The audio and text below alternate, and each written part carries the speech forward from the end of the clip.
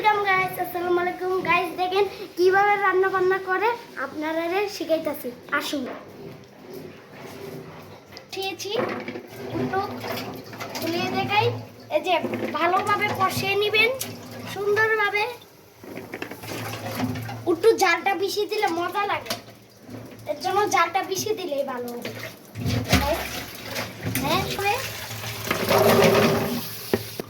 দেখেন গাইস, জল হই আচার বানানি হবে। আচার দেখেন এই যে সুন্দরভাবে এইভাবে মাঝখানের উপরের অংশটা কেটে দিবেন, তারপরে বানাবেন গাইস। এই যে গাইস দেখেন, আগে কিন্তু গুস্তটা বসিয়ে দিয়েছি। আলুটা আছে না, আলুটা তারপরে বাদে যদি এই গুস্তটা যদি একটু বলা হয় তাহলে আলুটা দিলে ভালো হয়।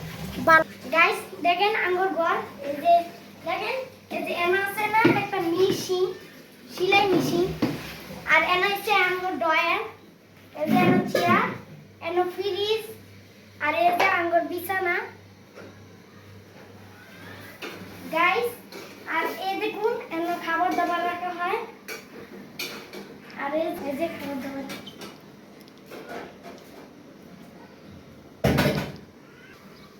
গাইস আজকের মতন ভিডিও এখানেই শেষ। Tata, bye bye.